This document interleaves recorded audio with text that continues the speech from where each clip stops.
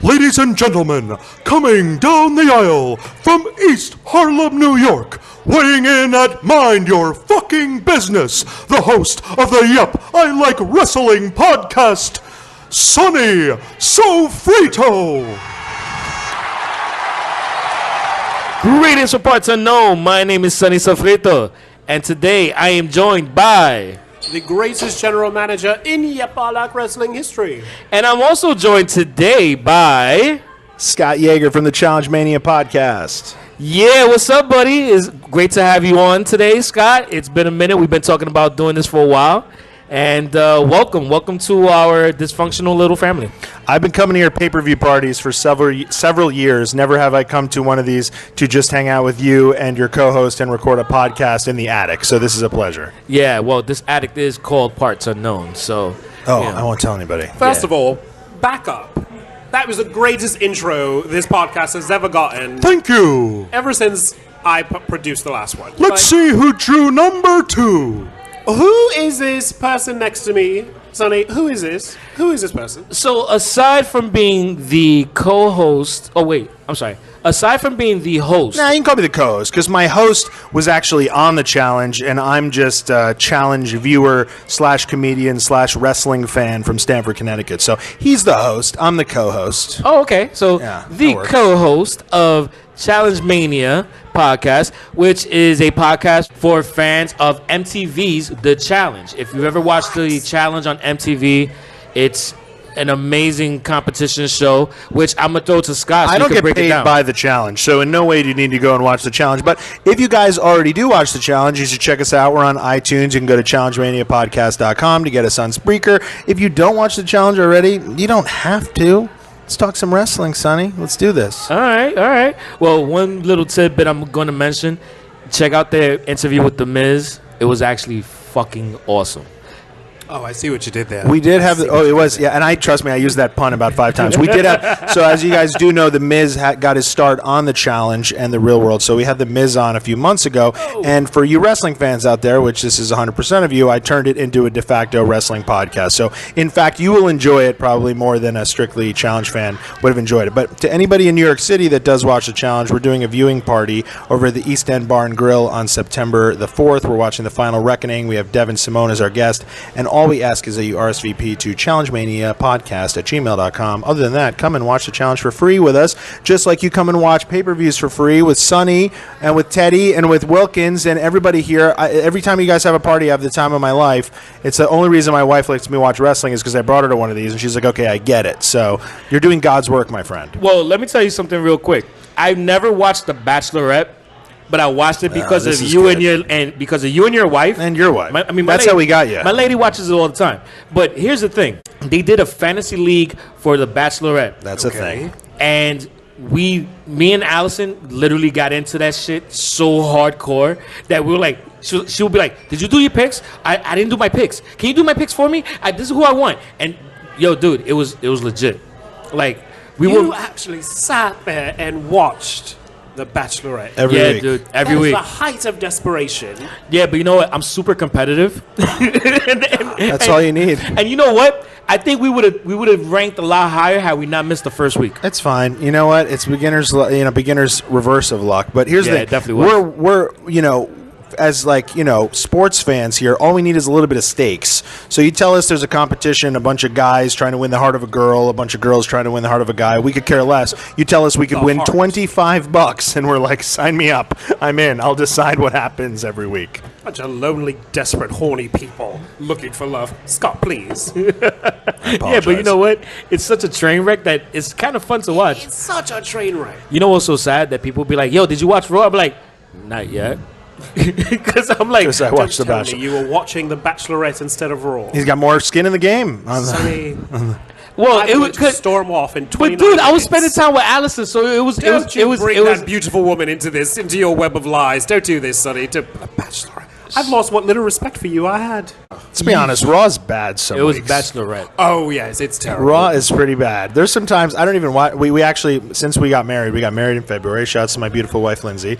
We actually took a season or two off of the Bachelorette, and there are times where I wish we were still watching it because Raw is so bad. So I'll just say that Yeah, there are moments like that. it happens.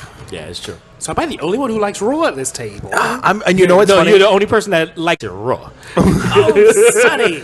We do a thing on my podcast that I suggest you steal from us, which is the like Hot 97 air horn that I stole from them. That Oh, yeah. And anytime someone says something like, "You're the only one who likes it raw," I just We actually do it, but we don't We have use a live person who does that. exactly. We listen, man. We spend thousands of pennies? Thousands of pets. Shout out to Ruby. Where is Ruby, Sonny? Yeah, I don't know. I saw him on Instagram today, and I just know. liked the picture, and that was it. He won't answer any of my phone calls in the middle of the night. Yeah, but that's because it's middle of the night. He keeps saying new phone, who dis? I don't know what that means, but he won't answer. New phone. At least he didn't say nueva teléfono. Oh, I love French. So, gentlemen, Fucking shall guy. we do it? Wait, no, we've got some news first off. Yes, we do. Before we actually jump into our news, there is a GoFundMe for a very great cause that Teddy's about to announce. Well, Sonny, thank you for that.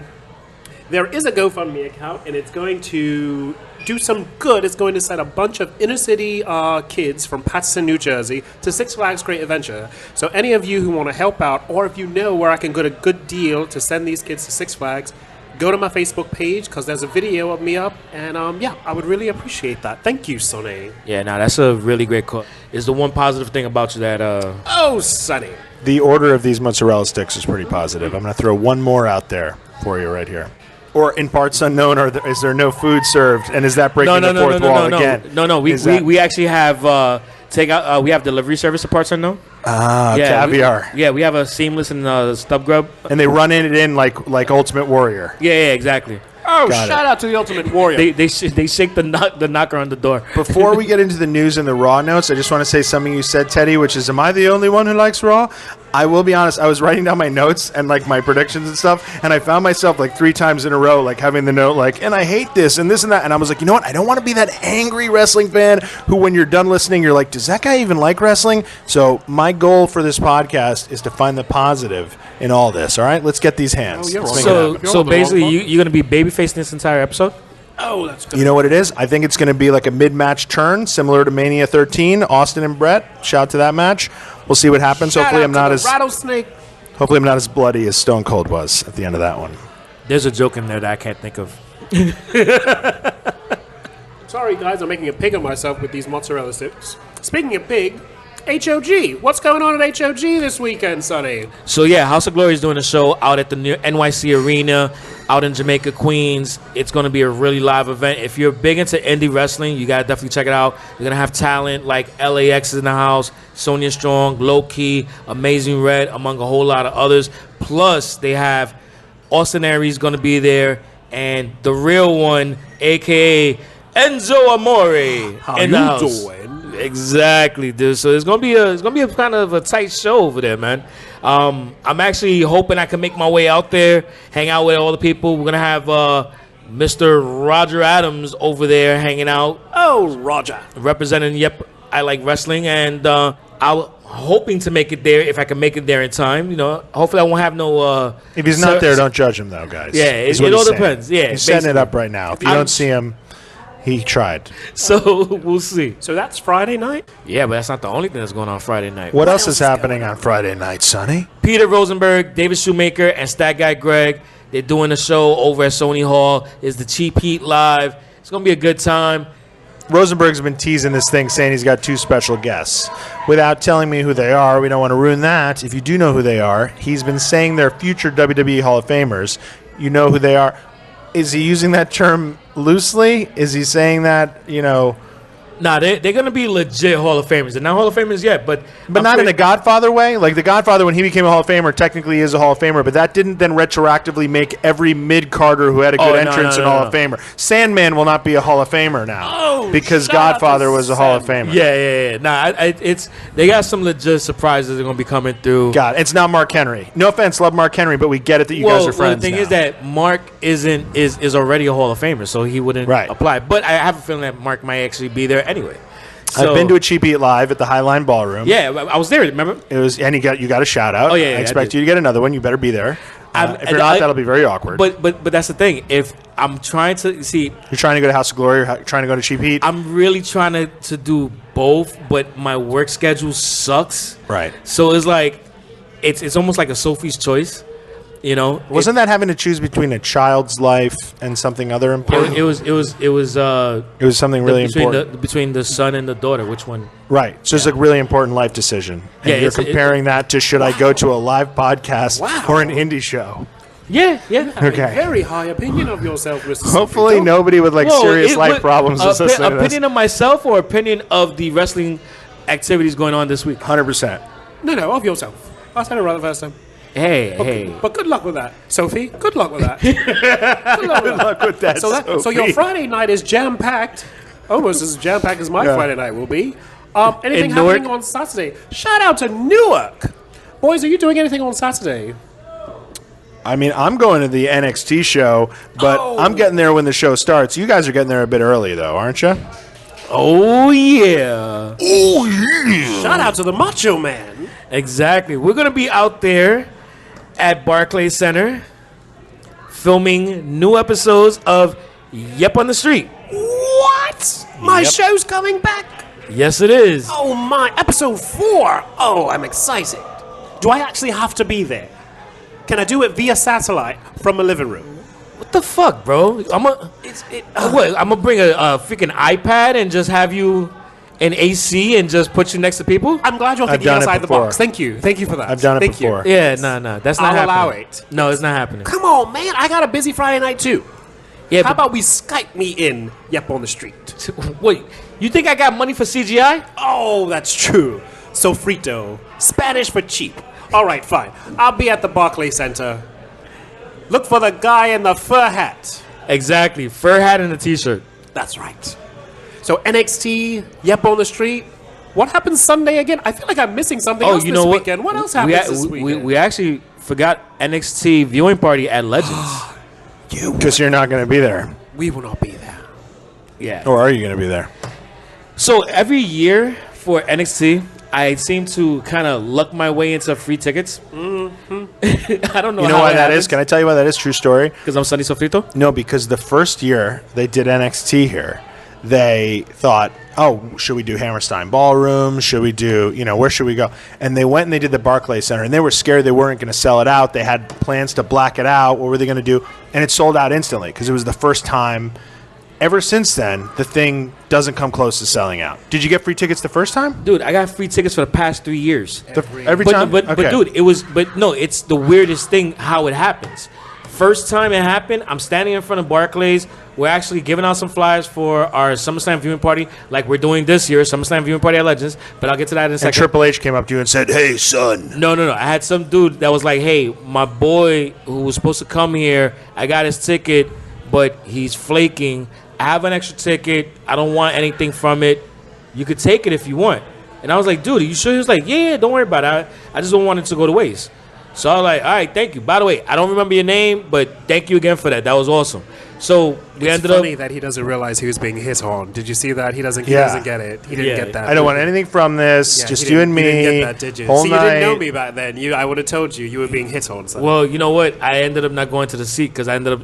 You're lucky. Yeah, You're lucky. Yeah, I actually ended up going to like another area and watching it from that area and have better view of the. You really screwed that ring. guy out of Very that lucky. experience. Because the seat was in his lap, I assure you. You were lucky, Sonny. You were lucky. You know how many tickets I've given out at Barclays? Yeah, right, exactly. Yeah. Well, and if the guy didn't show up, you'd be furious.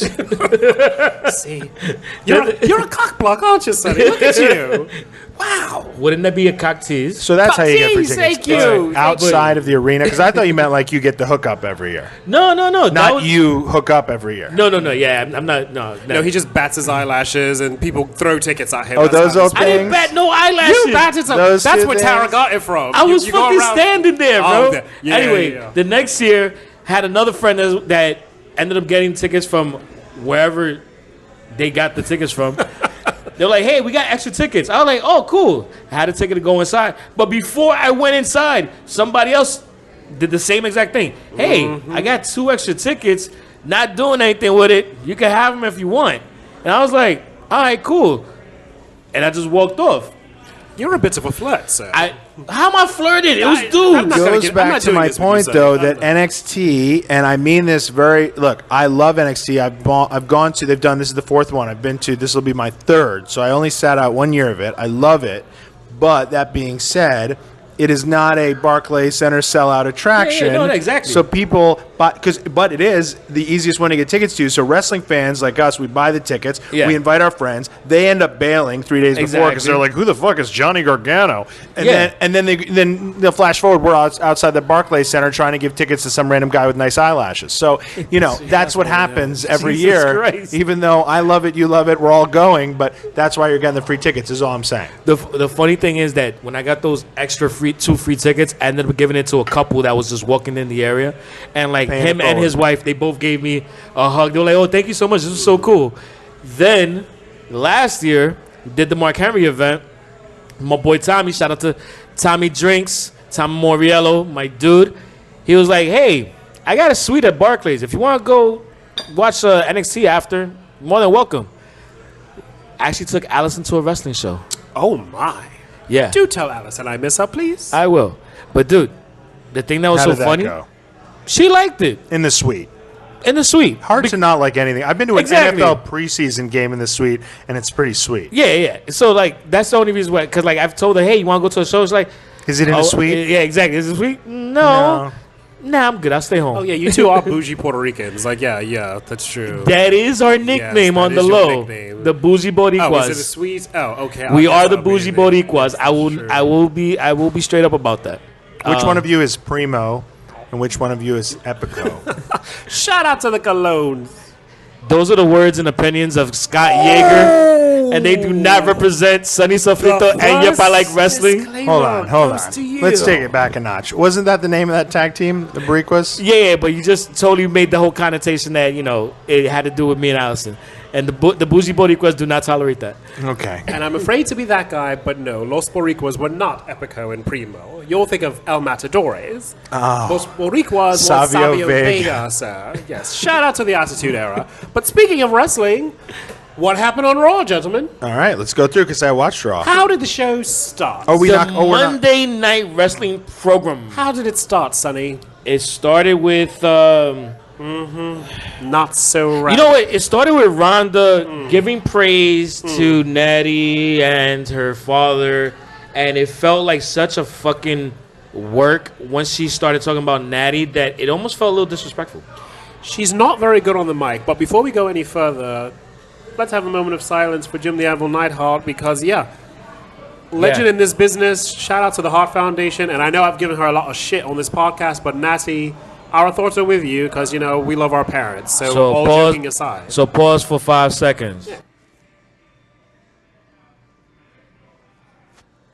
We wish you well, Natty, and Thank the you. Hart family. If I can say one thing about Jim Neidhart, that laugh will sit in your brain for years to come. Oh my God, Him dude. and Ted DiBiase, best laughs in the wrestling business. Yeah. You will not get two better laughs than those two. But going back to Rhonda, she should never be allowed near a microphone. Ever. Yeah, nah. She does not know how to work the stick, as they used to say at ECW. or in Newark. Oh, shout out to Jersey. Someone had a good idea about this, which was opening the show with her tributing Neidhart was a good thought. The thing that they then did later, well, in the same segment with her beating up the security guards, good thought. As separate entities, they should have been completely separate segments. Like, why can't we have Rhonda for, the opening segment saying that heartfelt thing to Natalie about Jim, and then an hour and a half later we have the thing with Alexa Bliss. Having it bleed into it, as you said, a little bit inappropriate, I thought, borderline. Because Extremely there's inappropriate. Only 3 hours, and there's only but so much time you can do with 3 hours, for Christ's sake. Oh, yeah, I agree, gentlemen. I mean, the whole first segment. The best part of that segment is there was a bat flying around the arena. That was the most entertaining part of that segment. Yes, it scared the shit out of Rhonda. Yes, best part. Really? Yeah, there's a video of it. There was a bat that actually flew near her, and you see her lip the words, "Oh my God, there's a bat." So yeah. Is that why her acting was actually kind of good with she her was being legit horrified? scared. She was legit scared. Yes. So I totally agree with you about Rhonda having the mic, although it's almost at this point when she's not petrified and terrible, you're like, oh, wow, this has some legs, because let's be honest, she's 6 months into her WWE run here, and she's not any worse than Alexa, Charlotte, some of these people were 6 months in. She really isn't. It's just that she's the most famous female athlete I can think of. So we hold her to a higher standard. She's also kind of jumping in cold because she didn't have the benefit of NXT because she was too big for NXT. So it's almost like this is her. That's what I mean, yeah. NXT period of her being in the WWE. Right. I'm not talking Charlotte 6 months into WWE. Yeah. I'm talking this is 6 months equivalent to 6 months of Charlotte in NXT. No, exactly. That's what I mean. I'm done being a fitness trainer, Dad. I'm going to become a wrestler. Woo! Shout out to the Flair. Here's a fun thought, though, and not a fun thought, but an interesting conversation to have. If you were told, hey, Natalie called Ronda and said, hey, feel free to. I don't think this happened, but we've heard it in the past where Big Show gave his blessing. Hey, use my dad for this angle. We've seen them use real-life deaths in angles in the past, and they warrant it by saying the person would have wanted it. Paul Bearer got used in that angle with CM Punk at WrestleMania, The Undertaker. and everyone said Percy Pringle would have loved this, right? Now, does that make it better? Does that make it more appropriate? Once they pass away, are we supposed to all be like, you know what, maybe they would have wanted it, but let's all be better people? Would it make you feel better about it if you heard that Natty somehow had always said, hey, if my father ever passes away, feel free to use it? I don't think so, and this is the reason why. It was the way that it was brought across. You blurred the line between real life and the show. My wife was watching it, and she goes, is this really what they're doing right now? Yeah, She asked me, she goes, did this guy really die? Because she had no idea, because she sees it being presented as a wrestling angle, and and I go, no, he really died. And then when it's segued into the angle, she's like, wait, they do this? And I had to explain to her, this is the next instance in a long, illustrious history of WWE using real life deaths for angles. But as a wrestling fan, I'm used to it. The fact that Neidhart is a part of the Hart family, and the Hart family was always about the business, it doesn't surprise me that he would be fine with this angle. The problem is, it's not about the family being okay with it. It's also about the viewer receiving it where they're okay with it as well. Because you have to factor in, the wrestlers and their families, they understand what it is. It's doing business and making money.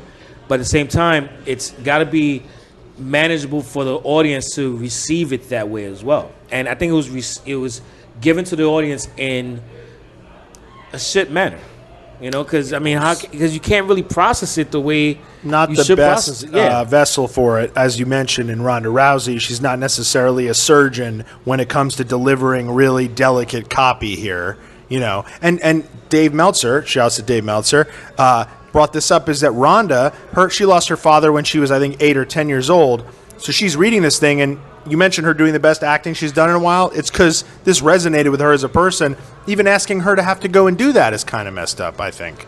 But let's not get on a high horse here. By the way, when it comes to Dave Meltzer, he put something out on Twitter that guy Greg had tweeted out, and I'm really not a fan of him right now, where he kind of makes some real fucked up comments. But what was it? Look up Stat Guy Greg on Twitter. Stat Guy's very anti-Meltzer. Yeah, he put something out there, and I'm a big Stat Guy Greg fan. Shouts to Greg. What's up, dude? And it's funny because I actually listened to the clip that he tweeted out, and I was like, "Yo, wow, this dude's a dick." What was it? He was talking about the Iconics, and he made a reference about how the Iconics.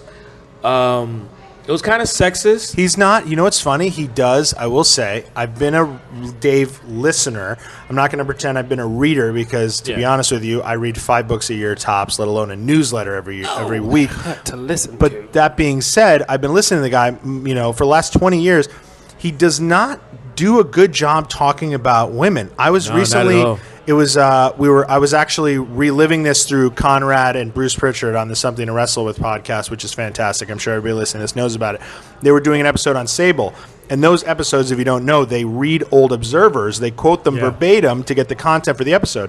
And Conrad's reading the way Dave is talking about Sable in 1998, and he's talking about her, not even like the way a construction worker talks about a woman walking down the street in New York. He's talking about her like a journalist on his high horse in his office. Yeah, he was fucked up. Yeah, it's really... I heard that episode. And I think, I don't know, did you hear that episode, Teddy?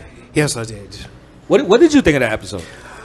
As someone who absolutely marks out for Sable, it was hard to listen to. But I heard all that stuff when she was in her first run, so I knew how much he hated her. But yeah, he has a thing about women in wrestling. Period. And I'm a guy who saw. I finally met him. He's a dick. I met him for the first time last year because I'm a Dave Meltzer mark. I saw him I went to Orlando for WrestleMania 2 years ago now, and I was at a Progress show at noon on a Friday, and I saw Dave standing there watching, and I went up to him and just told him, I love you're great, I love you. So I'm a huge Dave fan, but that's one way that I do think he could use a little bit of finessing is the way he talks about women sometimes. Well, definitely. I mean, I used to read Dave Meltzer. Appearance-wise. Yeah, I used to read Dave Meltzer a lot way back in the day. Oh, my God.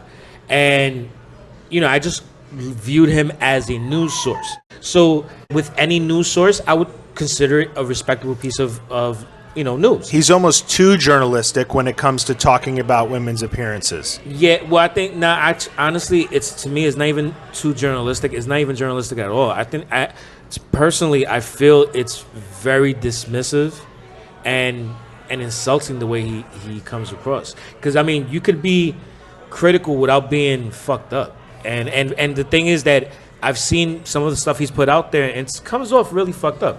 I've never met the dude personally.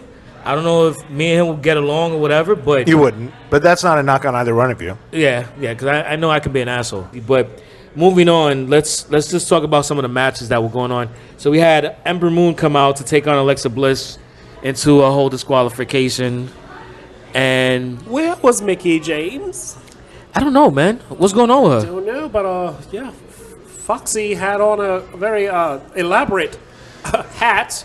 Great line by what's his name, Corey Graves. He goes, "Why is she dressed like Kale?" Yes.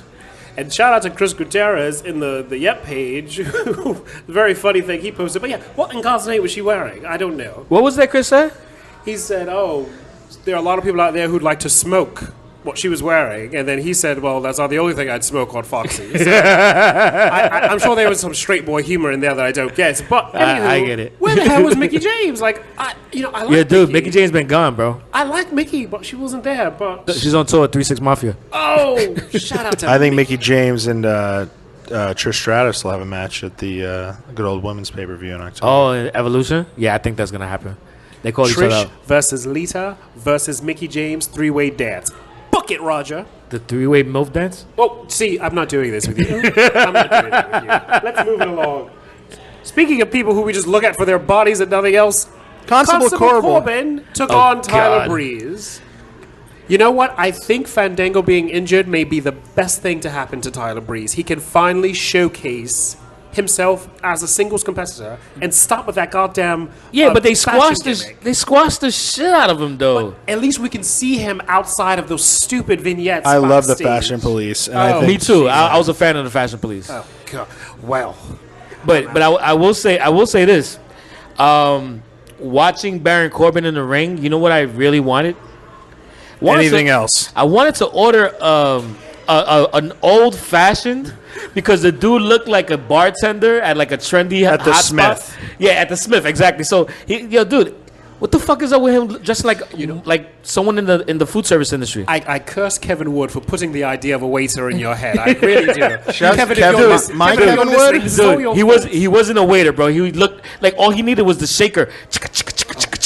Is that my Kevin Wood you guys are talking about? Yeah. What's up, Kev? Do you know Kevin Wood? Oh, that's how I met Kevin Wood through Scott. I made Kevin Wood. All right, so here's my thoughts on Constable Corbin. My least favorite thing in wrestling ever is when someone, particularly someone who doesn't look like they belong in it, gets put in street clothes for no reason whatsoever, like Kane, corporate Kane, or the one time it worked was when they did the thing with the censorship, right to censor.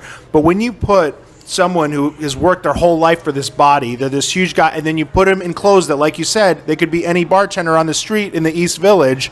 I hate it. I don't care what the reason is. I can't stand it, and any match you're in, I'm done with it.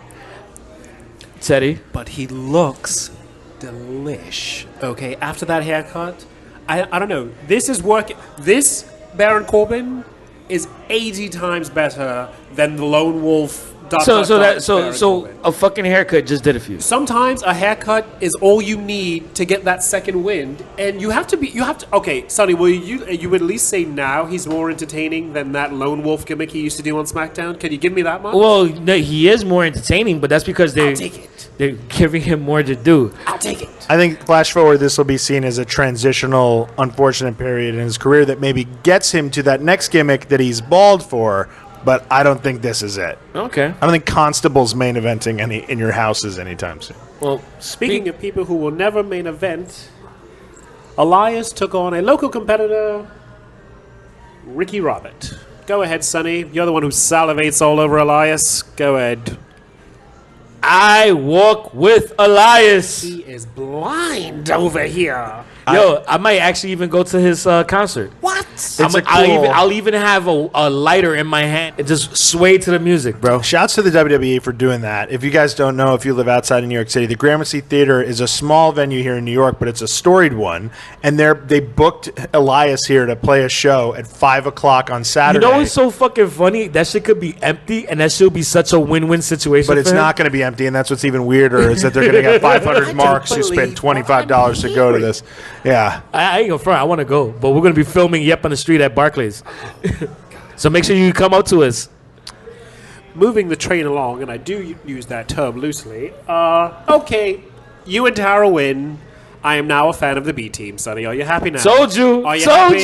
you. You happy now? Are you happy? Yes, I am a fan I'm of. going to tell you why I'm a fan.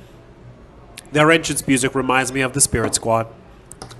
I don't know. Oh shit! Yeah, Yeah. it kind of does. BT, go. Yeah, just reminds me of Nikki, Bobby. Yeah, go ahead. Shout out to Dolph Ziggler's first incarnation of the WWE. Yeah, I like their entrance music. And you know, I'm glad they won. I'm a fan for Elias, and I'm a fan for B Team. Can I ask don't you a put those question? two things in the same category, but go ahead, Teddy.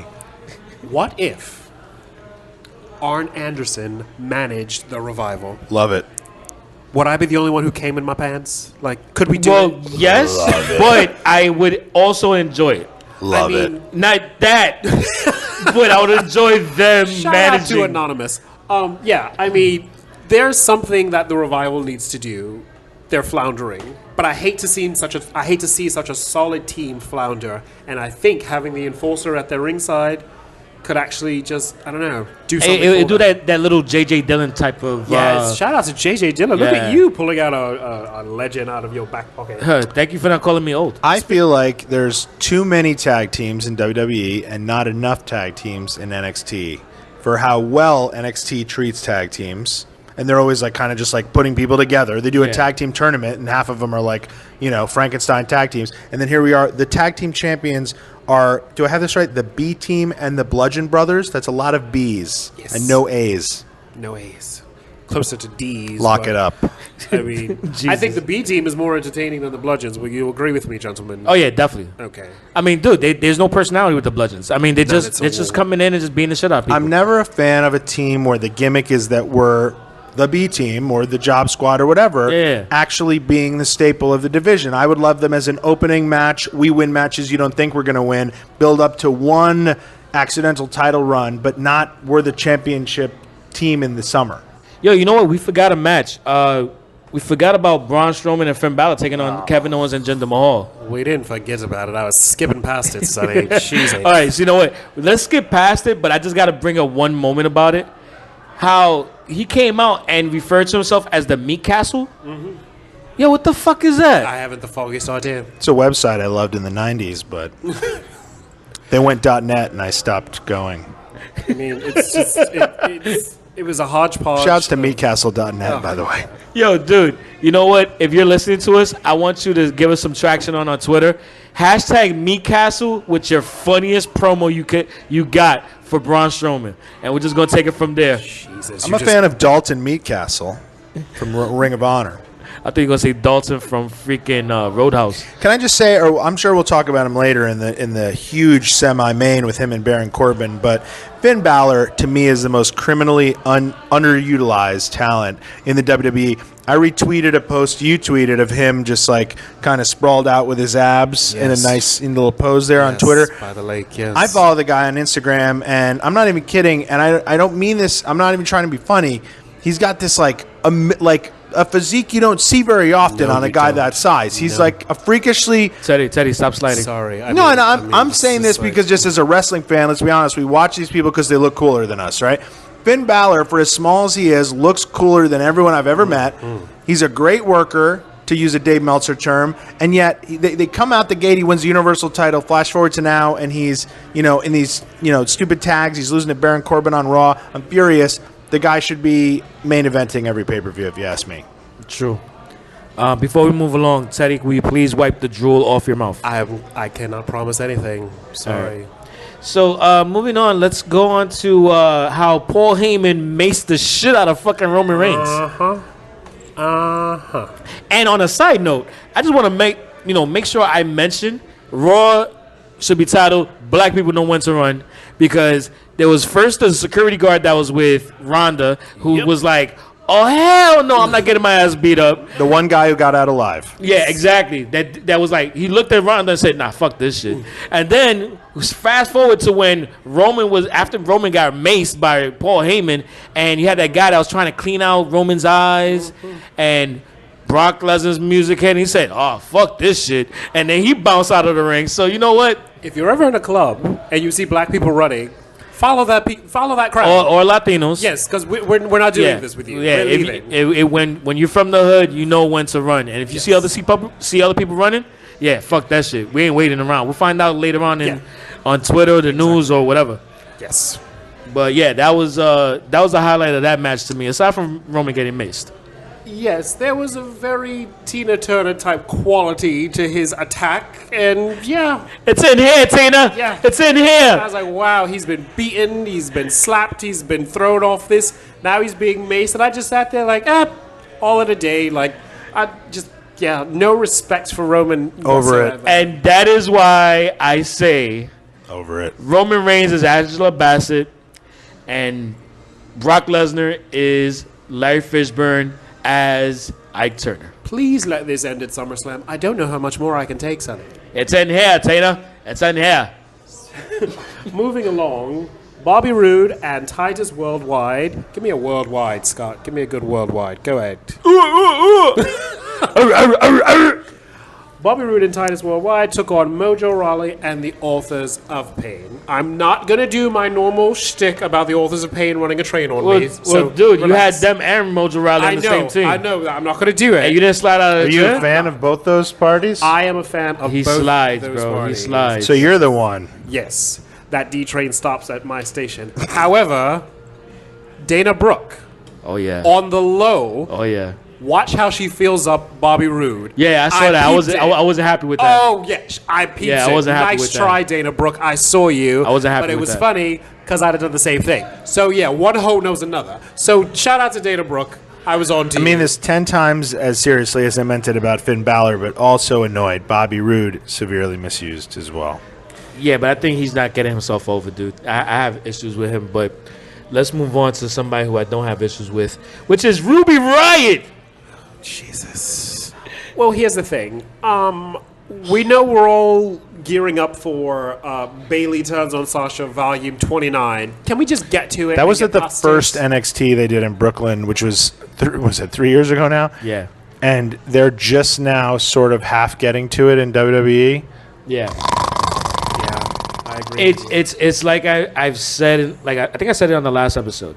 There's a lot of matches coming up on SummerSlam that I'm looking forward to the matches, but I really hate the build-up. So it's just I really want SummerSlam to come and then see what happens after. Let's move on to like the highlight, the big thing that happened on Monday. Because yo, dude, honestly, well. I don't know who's back. I don't know who that dude was that had the Dean Ambrose shirt on, but that dude was jacked as fuck. Somebody ate Dean Ambrose and put on his shirt, and that's who we saw. Do me a favor, don't say that around Teddy. Well, somebody swallowed Dean Ambrose whole. Again, don't say that around put Teddy. On his tight black T-shirt what and Renee went out Young on does is her business. But yeah, Dean Ambrose looks good. New haircut. Once again, a new haircut can make a totally new man. He looks good. Unfortunately, he was standing next to Seth Rollins. But yes, the crowd was very happy to see Dean Ambrose. One thing I got to say about Dean Ambrose, I really don't see him doing the same character he was doing before, looking the way he does. Well, I feel like there's something that's going to be changing. Well, the old character, was running its course. We were getting a bit, tired of it. Without question. So I look forward to seeing what he does with his new gimmick. My favorite part of him coming back, Renee, who was on commentary, didn't say a word. Which I was surprised by, I because the thing is that, which is something I wanted to bring up as we got to the end of Raw, I was really, really, really happy with Renee Young. Like, total props go out to Renee Young. Yo, She's great. homegirl, we have given you shit in the past. Why? She's great. Well, you know what? I think we're giving her shit in the past because of why you gave her shit in the past. She's like I think ESPN it was the attire that she's sometimes worn, and then also how she could kind of be when she comes into the ring for those in-ring segments. She's horrible at it.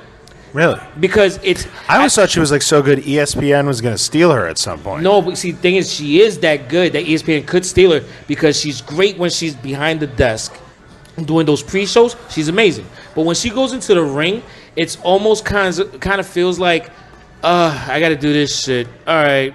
Yeah. And then the interview she does tends to fall flat. So we crack jokes on her. But this Monday, she has become the Doris Burke of the WWE. And if you don't know who Doris Burke is, she is an announcer in the NBA for, ABC, ESPN. She's an amazing announcer for basketball. And I think Renee Young did a great job. They don't play up her and Dean on camera, which I think is fine because what could be very cool is you have an amazing opportunity one day for a heel to really just like hit that next level in a Dean feud to go over and start with Renee without a prompt. Like once they set it up that they're dating, you see it coming. If they Coldplay it, shouts to Coldplay the band, and then all of a sudden the guy just goes and starts talking to Renee, and then Dean steps up. They're like, oh, is this real? That kind of thing. Yeah. I got you, but I think they had to do that because everybody knows that they're a thing. So her staying quiet was the right move, I think. But let's move on to SmackDown. There's a lot of stuff that's lacking for SmackDown. Well, one of the only matches I'm looking forward to at SummerSlam is Charlotte Flair versus Becky Lynch. Unfortunately, Carmella will be there too, but if the camera doesn't pan to her too much, I think it's going to be a good match. But yeah, they started SmackDown and, good times. Good times. Okay, if that's how you... And then Mandy Rose and Sonya Deville came out, and I'll be honest, I made a sandwich. But, And what kind of sandwich did you make this time? Salami and turkey with a little bit of horseradish. It's good. No cheese? Shouts to horseradish, by the way. Underrated Shout out to compliment, horseradish, yes. condiment Doesn't there. get enough props, in my opinion. No, it doesn't. No cheese? No cheese. Damn, man, that's not a sandwich. It is a sandwich. You know what? You suck. What are you, a cheese connoisseur? You suck. Anywho. Speaking of cheese, SmackDown was a little cheesy because not much went on. I mean, the Bludgeon Brothers took on a triple threat. The New Day took on Sanity. Andrade, I love you casually say the triple threat as if they're a thing. It was three local guys who were all wearing non-matching ring gear who they announced as the triple threat. I was giving them more respect than they got on the show. It was just like casually briefed to the triple threat. It was Bam Bam Bigelow, Shane Douglas, and whoever the other Chris Candido from was ECW. So random. It was as if like they just got some three random dudes, found some like leftover ring gear in the back, and was like, "Here, throw this on." And some of that shit didn't even fit them dudes. So it was like, They just might as well have called him The people. Yeah.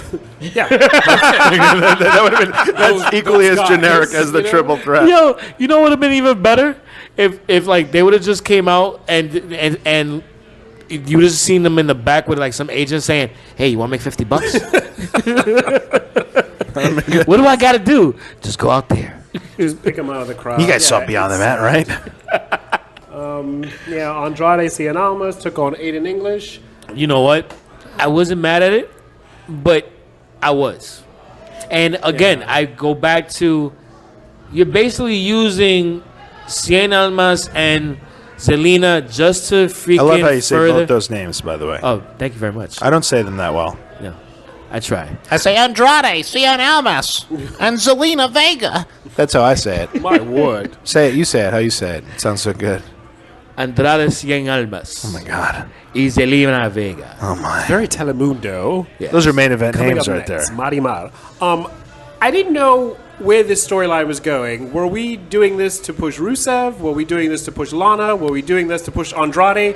And now you're throwing Aiden in. I don't know where we're supposed to go. That's the problem because it's not really hitting on all cylinders the way it should be. Who is this going to propel? Was Nobody, it going to be 'cause Zelina? This is the floundering zone. We don't know what we're doing with you. We're just putting you in matches with each other for a few weeks. The term is treading water. Yes. Treading water is the term. And to stick the knife in and twist it, they're fighting on the pre-show, which starts at about 2 in the morning. So wake up early. In a mixed reverse domestic abuse, Oh, God, abuse it's- match. That what was that you call it? It's reverse domestic violence. Exactly, It is. yes. That's what it is, but Yeah, That's a tough rewatch on the WWE Network. There should be a way you can watch the pay-per-views without the parts where the men beat the shit out of the women. Because I'll be watching a pay-per-view from like 97 and my wife will walk in and she'll see like Chyna getting the shit beat out of her by Chris Jericho, which at the time seemed fine, but in 2018 seems terrible. like, what are you watching? She goes, "You're okay with this?" And I'm like, "No." And she's like, "Then why are you watching it?" I'm like, "Because the next match is good." Like, I don't know how to explain it. I wish I could just like, watch the non-fucked up version. days, the good old days. Oh man! Shout out to Keep me the too. cursing, keep the F-bombs, keep the middle fingers, all that good jazz. just the reverse. Just the domestic violence. Not the reverse, the actual domestic violence That's true, that's that took place for about 20 years. Go ahead. Yeah, that's true. Yo, dude, Shelton Benjamin. I thought he was dead. Oh, that's exactly what I wrote in my notes. It says Shelton Benjamin still works here. Like, Yeah. Can I was tell a quick shocked. story about Charlotte Benjamin? So I went to, when I was in Orlando, WrestleMania, went to the Bruce Pritchard, Jim Ross Q&A. Someone asked a question, I forget what it was, but it was somewhere along the lines of, all the people that you brought into WWE, anybody that you saw doing better than they ended up doing. And Jim Ross actually got like worked up when he started talking about it, and he was like, "I'll tell you one, guy," and this is before he made his return. So this is when Shelton Benjamin's still in New Japan, whatever. It's Shelton Benjamin. He's like, "I thought he was going to be a superstar, and everybody else from that class is a superstar, and I let that boy down." And he literally started crying. shit. He No almost started word? crying because he knew this guy could have been a star, and he's like, "I did not go the extra mile to make sure he lived up to his potential." Because if you've ever seen him in a match, he's never had a bad match in his life. Randy Orton, Brock Lesnar, they're all superstars. Shelton Benjamin's the one from the bunch that isn't. Jim Ross to this day doesn't forgive himself for it. Wow. Yeah. Not to bring this thing down or anything, but Shout out to Shelton Benjamin's mama. That's all I can remember from his career. Oh That's yeah. all. When that was the first thing I think about when I hear Shelton Benjamin is mama. and that's terrible because you should think of like a 5-star match at WrestleMania with Kurt Angle or something. Or with Brock Lesnar. I'll tell you someone else who should feel like they let somebody down is whoever lets Jeff Hardy put those contact lenses in. Tara loves those because he can see with his eyes closed. Tara gets a big kick out of that. Shout out to the Glamazon wherever you are. She's jet flying. She's Tara Flair. I don't know where she is. Yeah. I have no idea where Shout she out is. to her Instagram. Am I Tara's replacement right now? Is that what I am? Kind of, sort of. More like a great substitution. Oh, shout out to the worst Mendoza. So, as SmackDown came to its climactic finale, Samoa Joe, with his dead eyes, said something to AJ Styles. And I'll be honest, I just turned off the television. Just let these two beat each other. I don't want them to talk. Stop letting Samoa Joe speak. Just let him go out there, beat someone senseless, and go home. I enjoy Samoa Joe speaking because he's amazing on the mic. I don't want to hear anymore. I just want to see a fight. Samoa Joe winding up on SmackDown and this whole thing with him and AJ Styles playing out is to me the most exciting thing going on in WWE right now. I know there's potential. Hot take. But the wind up, like just finish me off. I already. love that. I'm going to beat you up and sign the contract, and there's nothing you can do about it when it's like clearly something from Microsoft Word with no legally binding. It's like the worst contract ever. Like if you've ever seen one of these contracts, it looks like an email printed out, and there's no space to sign, and you're like, "Are you?" Every contract signing in the middle of the ring, it's the same form. The only thing bolded is the wrestler's name. Yeah, exactly. And then there's a line, and it's like, yeah, whatever. Shout out to the contract signing. So now that we're done with SmackDown, this is going to be an amazingly huge weekend filled with wrestling. wrestling events. How spoiled are we in New York City, by the way? Oh, my God. Every summer, we're just like, we'll go to all that. We're more spoiled than Tara is on a freaking Wednesday afternoon when we're recording. Have you seen our Instagram? It is interesting, to say the very least. The post I found interesting about how Uber was trying to charge her for... Isn't that what Uber does, charge you? No, but Uber was trying to charge her for someone that vomited in their cab after she had taken the cab. So she put him on blast on Twitter and everything. And, like, no lie, about 5 minutes later, they were like, so please check your personal account. We have refunded you. We have sent you a message, and they refunded the money and everything like Tara that. don't play. She don't play. Yeah. She don't play. Shouts to Peter Rosenberg, who does his podcast exclusively from the backseat of an Uber, by the way. Oh, yeah, dude. Yeah, I know. I've heard the background. Still sounds good. West Side Highway still sounds good. Yeah, he's got some good equipment. But I've got one question, Sonny. Will Ricochet be fighting anytime this weekend? yes, he will. Oh, so we're going to go into our NXT predictions. Are you a Ricochet fan? I slid out of my chair, Scott. I slid, I tell you. I'm not going to lie. I like Ricochet, I feel like, in a similar way. So you slide out of your chair? I like that guy a lot. I really do. Sonny, I like Scott, and I always have, and I've asked you to bring him on more times. I don't know why Meanwhile, you met him today. I don't know why you waited so long. So we're going to go into our NXT TakeOver predictions. So we're going to start off with one of the non-title matches. Now, listen, we're recording on a Wednesday, so there may be more matches announced, but as of right now, we have 5 matches. NXT's pretty good about, they have their plans laid out. Yeah, it's exactly. very rare that they drop in, actually, we're going to do Taka Michinoku versus Dick Togo. If by chance they add in a match after this episode. Don't blame us. Exactly. So we're going to start off with EC3 versus the Velveteen Dream. Forgo. Shout out to Ruby. Where is Ruby, Sonny? He won't return my text messages. Stop stalking him. You say stalking, I say living. Anyway, EC3 has my vote. What about you, sir? I personally think Velveteen Dream is a future star. EC3, I think, is a nice, serviceable piece here. I think agree. they're crazy if they don't have Velveteen win, and I think they're crazy if they don't milk this Hulk Hogan thing. I don't know if you guys heard, but Hulk Hogan tried to reach out to me, brother. Good job, brother. And he goes, nice try, Terry. Yeah, that shit. Yeah. No way. Oh, you didn't hear that story? No. Oh, yeah. All right, tell the story, dude, because it was an amazing story. So, Cliff Notes. You guys all know Hulk Hogan's deal, and he's, on a recent apology tour. He's getting reintegrated. And let me interject. Sure. A very poor apology tour. I wouldn't call it an apology tour. It's more like an apology little morning show on morning concert in Central Park. I wouldn't even call it a tour. Dude, that shit's a fucking dude standing on the corner of Times Square playing drums, bro. Yeah. It's fucking hard. That's a better way to put it. He's doing a naked cowboy routine of So, apology. Dude, Naked Cowboy at least is freaking legalized. Wow.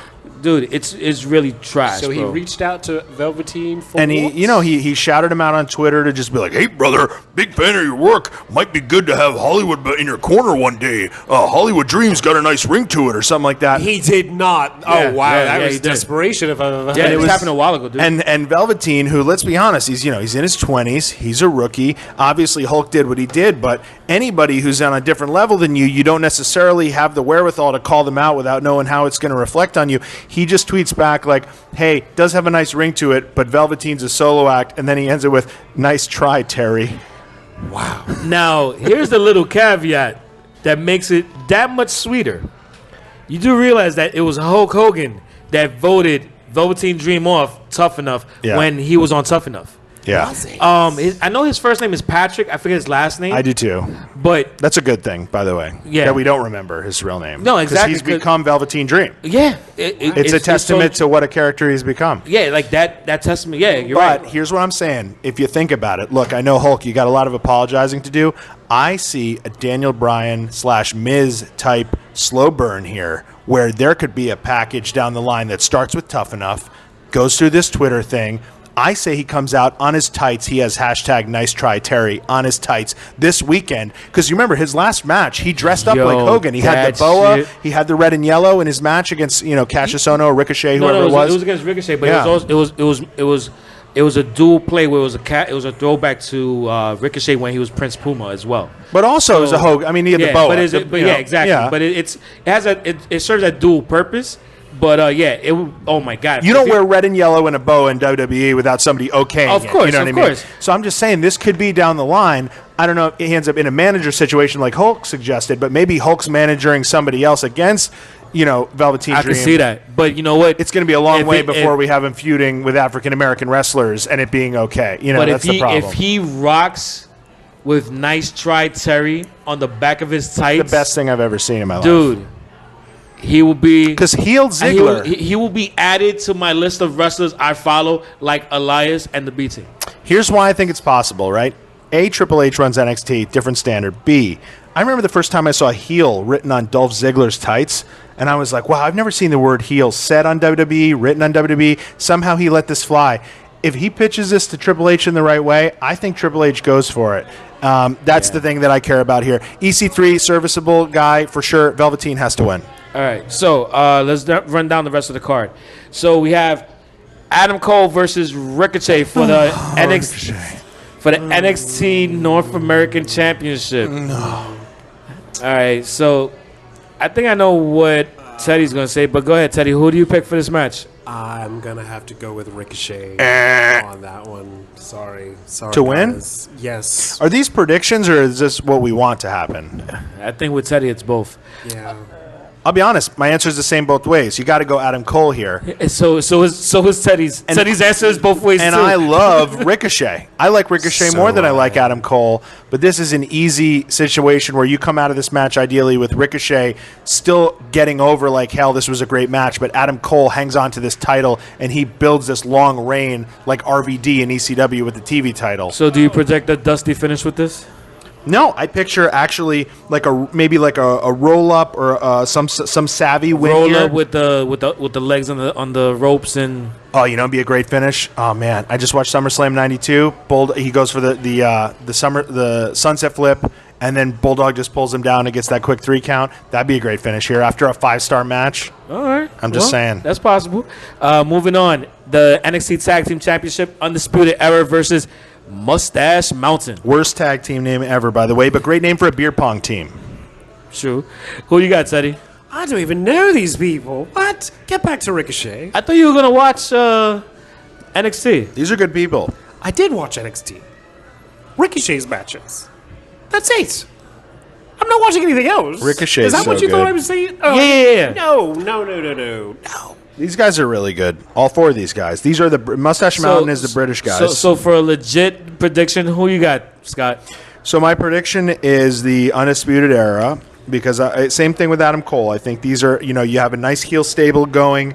You want to keep this going for a while. I know that they've traded the title on house shows actually recently or TV matches. I would keep it on the Undisputed Era, which I think now at this point is Roderick Strong and who's left on the other end? Kyle O'Reilly. I would keep it on them. This is going to be a big match, but I want to say something here. We had this in the news notes, so we didn't get to it. Matt Riddle is the biggest free agent in the Indies right now. He's a super stud. He looks like Kerry Von Erich, Exactly. right? He's a former UFC fighter, got popped for marijuana. That's why they didn't touch him for a while, but he's coming in. He's probably debuting this Sunday. I think if he does make a I'm sitting in the front row and waving like Princess Diana appearance, he's coming in for this match. I think it would be nice in the tag match. Maybe him and Keith Lee as a team come in and say, hey, we want the next shot. Or maybe in that match we just talked about with Adam Cole and Ricochet after that. But I'm going to this show, and I'm wearing my Matt Riddle T-shirt because I am a smark. And he's my favorite wrestler outside of WWE. All right. So with that said, before we get to the 2 final championship matches, I'm gonna let you know my picks. I think Velveteen Dream is winning. Good. I think Ricochet is winning. Nope. And I think the Undisputed Era is winning. Yeah. So NXT Women's Championship match: Shayna Baszler versus Kairi Sane. Who you got, Teddy? I'm not doing this with you tonight. No, too easy. I'm shooting it over to this gentleman over here. I think Kyrie Irving's going to win because wait, hold on. Kyrie Zane. With Kyrie Irving. That's the wrong sport. Oh, shit. Actually, it's not Kyrie Irving? No. Kyrie Zane. Then yeah, I think Shayna Baszler. Look, here's how I feel about this. I'm a little bit annoyed because I was at the first ever NXT here in Brooklyn. Sasha Banks and Bayley was no joke one of the best live matches I've ever seen. sex aside, it was literally one of the best live matches I've ever seen. And I've probably been to 20 ECW shows, and if I had to rank top 10 matches, 8 of them would have been from ECW. But I was at 22. I was at Cactus Jack, Triple H at MSG at Royal Rumble. That was a great match, and to see how far they've come in the wrong direction at NXT with the women's division, they haven't resupplemented it with the proper stars. I care so little about this match. It's not even funny. I apologize. But I do think you continue to build the monster here with Shayna. It's not the time for Kyrie Irving. I would go with Shayna Baszler here with the prediction and who I think should win this one. Yo, honestly, I do like Kyrie Sane. Honestly, I really want to see now Kyrie Irving in like that white attire that Kyrie Sane. I keep saying Kyrie Irving. That Kyrie Sane wears. See, and just see Kyrie Sane play on the Boston Celtics. I really want to see that right now. That should say something about how little I care is that I keep saying Kyrie Irving by accident. Kyrie Sane, I think, should lose here. But I do think she's good. I like that elbow drop off the top, although it's sad that that's her move. And Velveteen has a better one earlier in the card. Well, I'm picking Shayna Baszler for this match. And it's Baszler, so that's just as egregious as me saying Kyrie Irving. Even more so because mine was a purposeful joke. But go ahead. Is it Baszler or Baszler? Baszler? Shayna. You know what? Shayna McMahon. Yeah, exactly. So let's move on to the last man standing match, NXT Championship. Tommaso Ciampa versus Johnny Gargano. Who do you have, Teddy? I'm actually going to say Johnny Gargano. Just because he's a fan.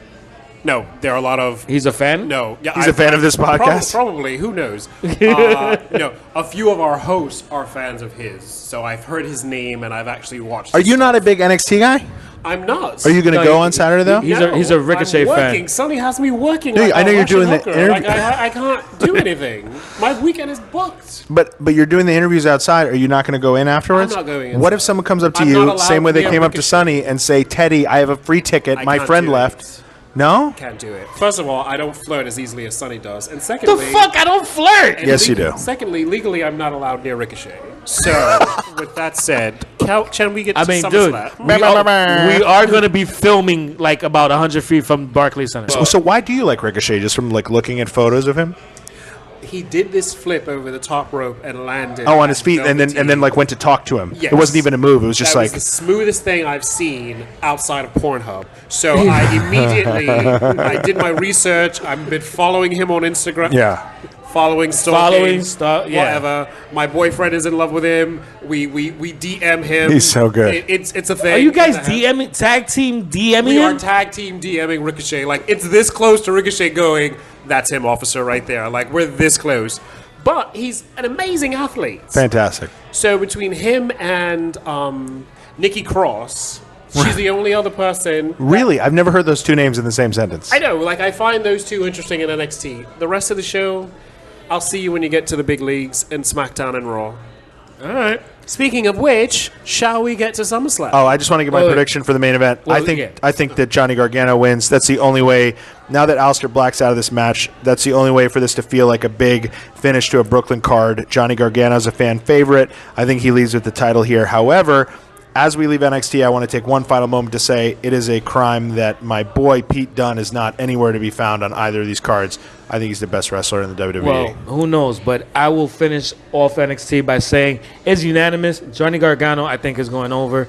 So with that said, let's move on to SummerSlam. And we're going to run down this card because there's there's only 41 matches. Yeah, Jesus. The show starts at 2 in the morning. On Saturday. And that's the main show. The pre-show starts Friday night. So let's start off with the kickoff show. Let's start off at the kickoff show. While you're all enjoying your morning pancakes, Peter Rosenberg will be introducing the... So on the kickoff show, let's start off with Rusev and Lana versus Andrade Cien Almas y Zelina Vega. Given to the E instead of the N. I love it. Yes, I did. That's right. Teddy, who you got? Rusev and Lana versus Andrade Cien Almas and Zelina Vega. Who you got?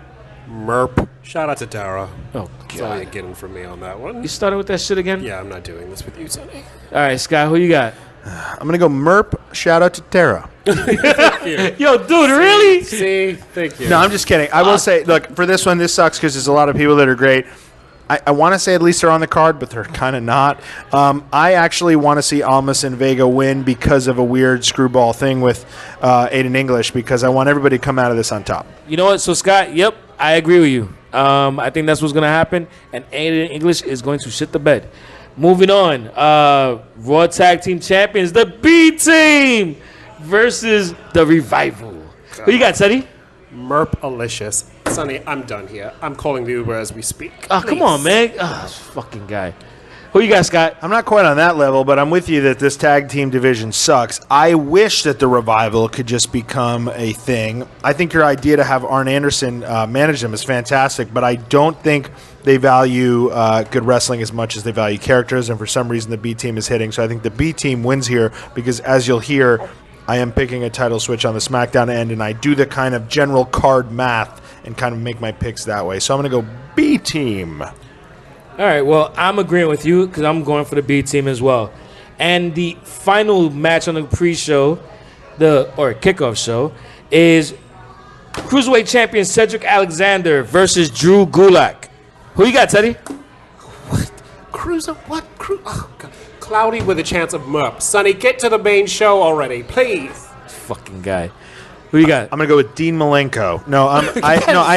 No, here's the thing. I'm embarrassed. I'm embarrassed by how little I care about the Cruiserweight division. I saw Cedric Alexander wrestle Bobby Roode at Madison Square Garden, the theater, mind you, but at Madison Square Garden for NXT a year ago. It was a fantastic match. It sucks how far they've fallen here.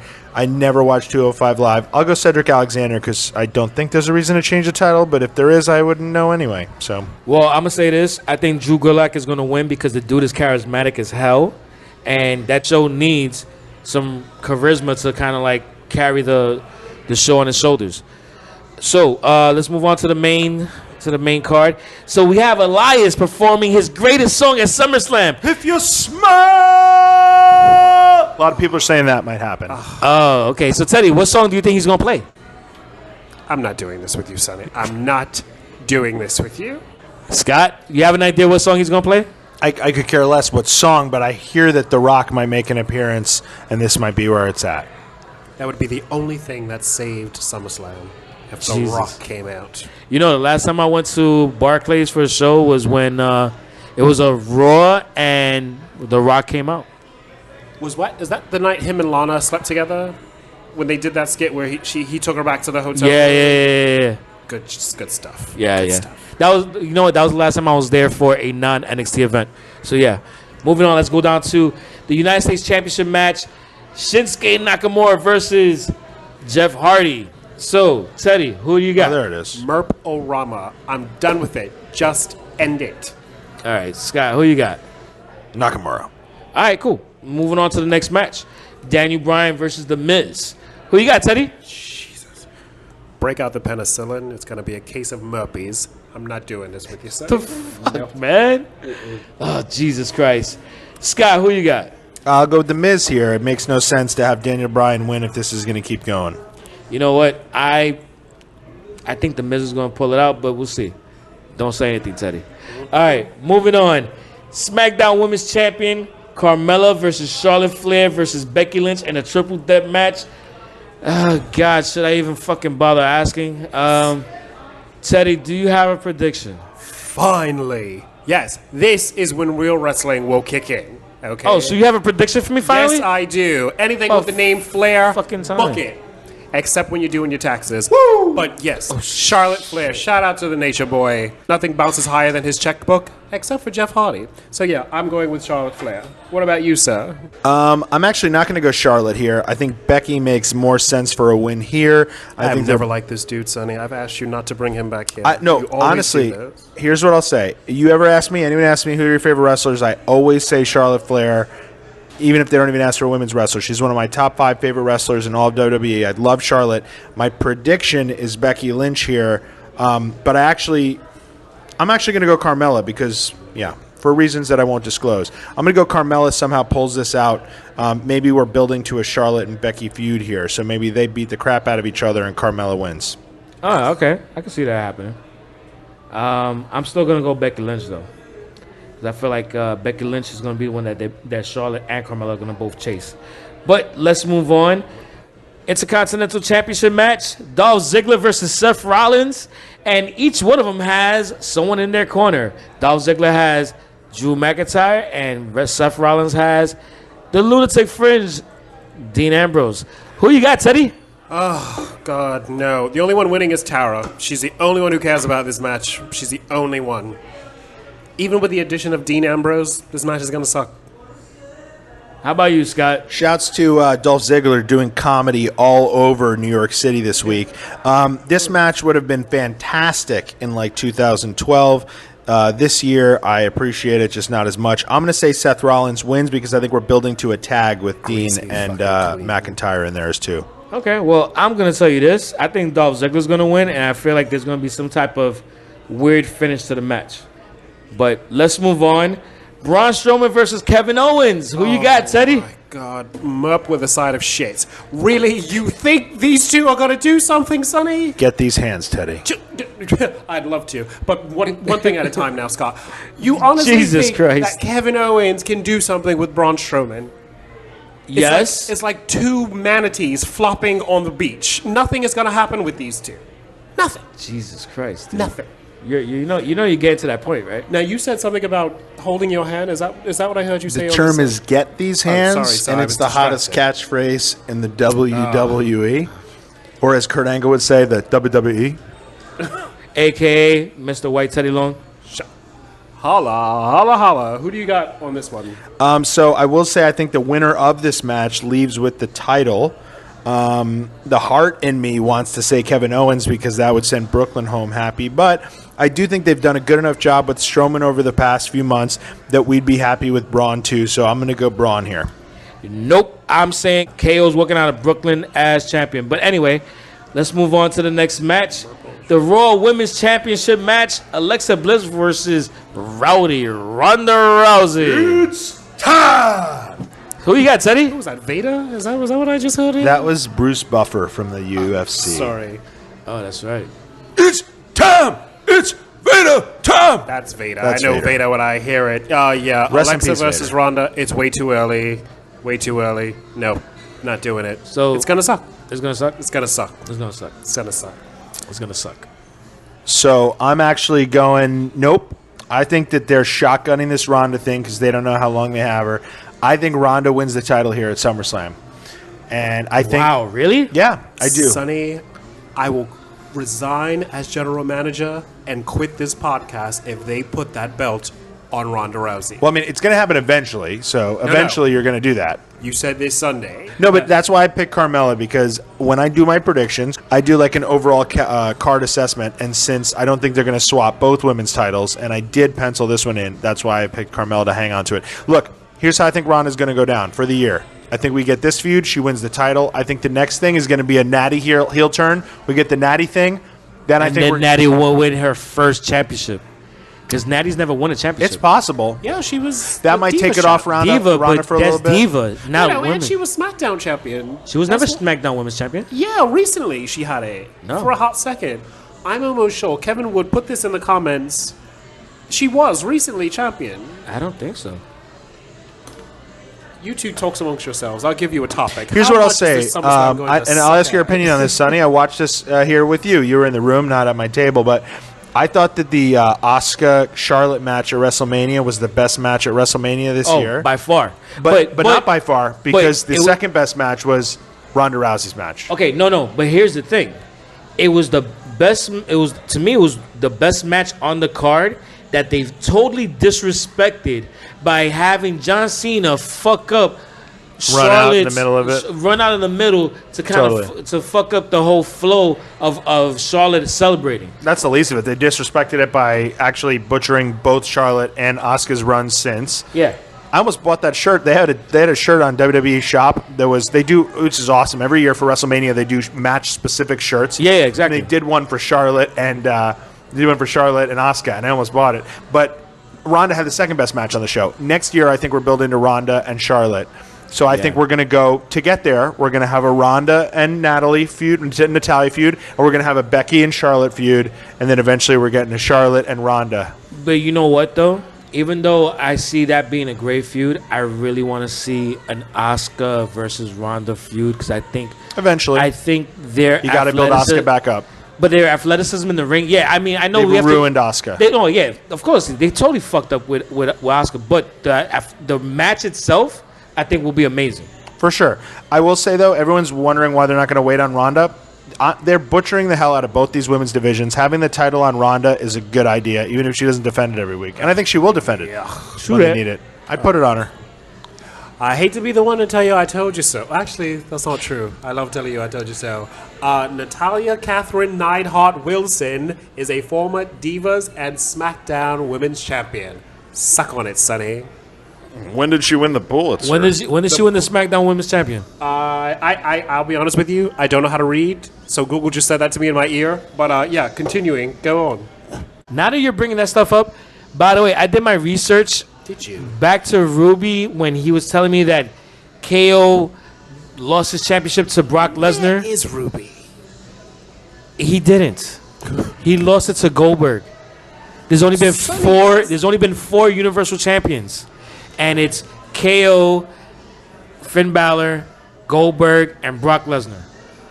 All right. Well, Ruby, you stand corrected. Exactly. So, moving on to the last 2 matches on the card. AJ Styles versus Samoa Joe for the WWE Championship. Who you got, Teddy? Bend over and cough. I can't do this. Just end it. Just finish it. Come on, this is going to be the best match of the night. If they don't let Samoa Joe speak, yes. I think he's good on the But mic. the moment you hand He's him a great microphone, on the mic. He's great on the mic. You're bugging. Yes. I think you're wrong. Yes. Teddy is wrong. But Teddy's been wrong plenty of times. But what I'll say is that I do think this has the potential to steal the entire pay-per-view. I think this is the one match they put on here clearly to please the Brooklyn crowd. And I think it's going to be a great match. And I think this is where you pivot, give the title to Samoa Joe. Let's have a monster champion on SmackDown. You can still have AJ in these matches. They beat AJ all the time. It's not like you're scared to beat him. You're not beating John Cena here. Beat AJ, give Samoa Joe the title. Let's move into that lane of booking here. We should have done this a year ago when Samoa had that awesome feud with Brock, but they didn't. Or a year later, let's make it happen. Give the title to Samoa Joe. This is the first thing this man has said to me all night that I agree with. Boom. Because you look like my ex. I wanted to throw that salt in your eyes all night, and I've been restraining myself. But take the belt off AJ and put it on Samoa. That would save this pay-per-view. Book it, Roger. Book it. I think. How about this hot take? This should be the last match of the night. Yes. I agree with both of you, but Both of them. I'm going to say this. AJ's winning, and this is the reason why.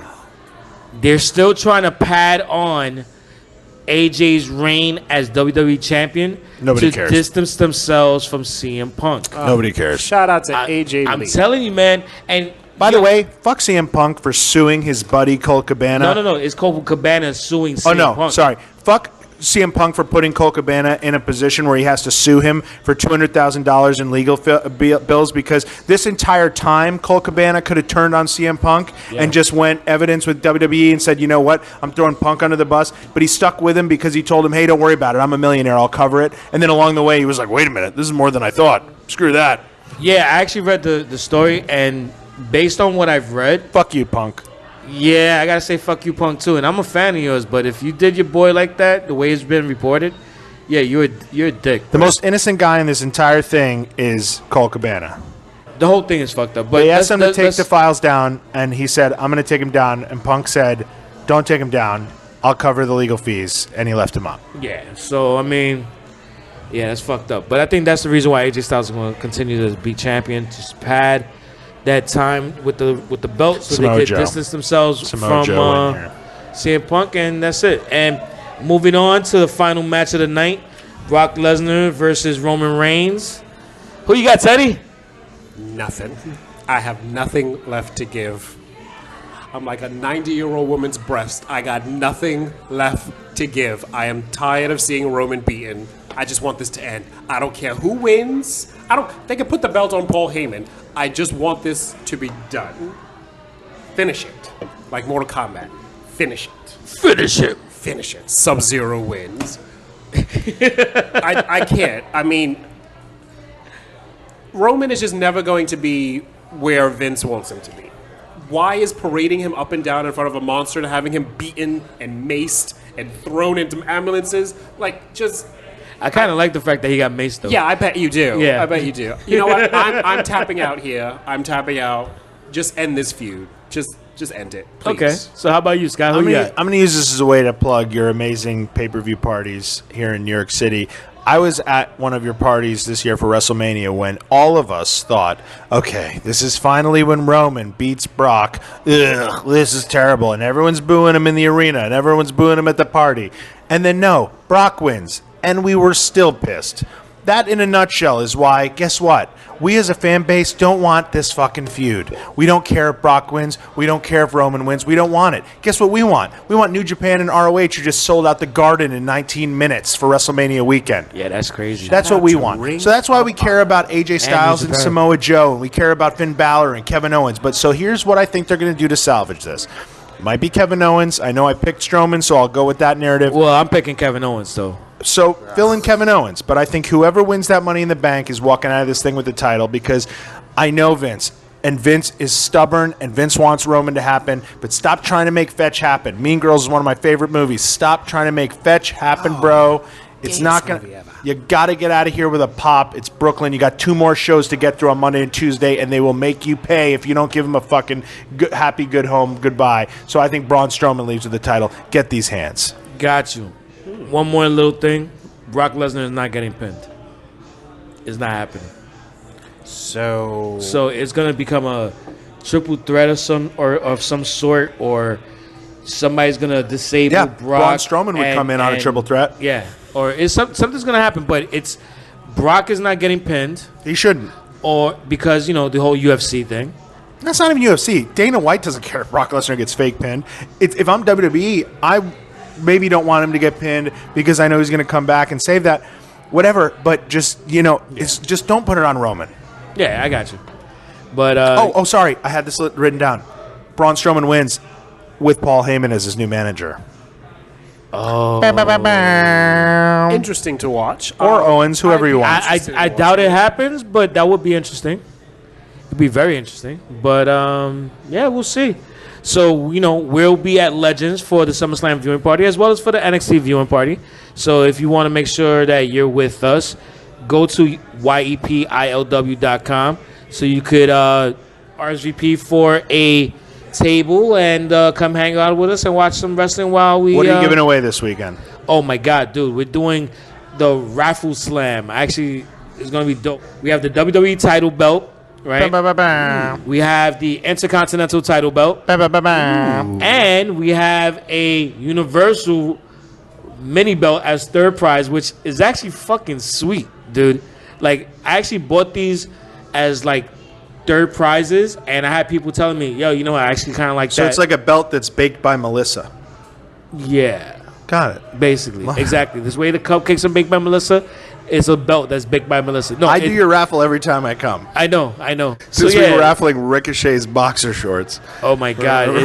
You know what? I need to get that because I know Teddy will put in about $700 on that. Literally, you could have everything I've ever made on this podcast. I need those. You would settle for an Irish guy named Rick O'Shea. Nope, we're not doing that. Nope. Shout out to Ricochet if you're listening. Or how about Rick O'Shea? Yo, I like that. You know what? From now on, thank you, Scott. We're going to be referring to the dollar store version of Ricochet, Rick O'Shea. It's a bar on 48th Street if I've ever heard one, right? Rick O'Shea's. I've had enough. Yo, let's start crank calling different bars and just be like, hey, is Rick there? Rick O'Shea? What is this, The Simpsons? Oh, for God's sake, Sonny. Take me home, please. So before we go, I just want to ask you guys, what's your favorite SummerSlam and SummerSlam match? Let me start with you, Teddy. You know what? My favorite SummerSlam moment, Macho Man Randy Savage marries Miss Elizabeth. There was a whole ridiculous backstory. In real life, they had already been divorced, but as a child, I think I was about 8, 9 years old. That was like the king and queen marrying each other. So yeah, I'm a big softie about that. So that's my favorite moment. What about you guys? So, Scott, tell me, what's your favorite SummerSlam moment? It's hard to pick one, but I think overall my favorite SummerSlam is 92 because of the atmosphere, 80,000 at Wembley Stadium. That Bret and Bulldog main event, the pop when he wins is insane. Go watch it if you haven't seen it lately. Owen breaking Austin's neck in 97, I think, is the single most important moment to happen at a SummerSlam, other than the wedding, as you mentioned, Teddy. And then some matches I just have to shout out. HBK and Razor, the ladder match. The second one, everyone talks about the Mania one. SummerSlam 95 is awesome. SummerSlam 98, there was another ladder match, The Rock and Triple H, also awesome. Recently, though, we forget about this. At the time, it was awesome. WWE versus Nexus, that like 10-man tag, that was really cool at the time, but it's something we'll never go back and watch. Brock squashing the shit out of Cena in 2014, and the best overall SummerSlam, you guys probably forgot about this, 2002. Here are some matches on that card. Brock versus The Rock, that's when Brock won the title. Kurt Angle versus Rey Mysterio, RVD versus Benoit, HBK versus Triple H, Edge versus Eddie Guerrero, and Y2J versus Ric Flair, all in the same SummerSlam, 2002. You're welcome, Sonny Sofrito. You know what?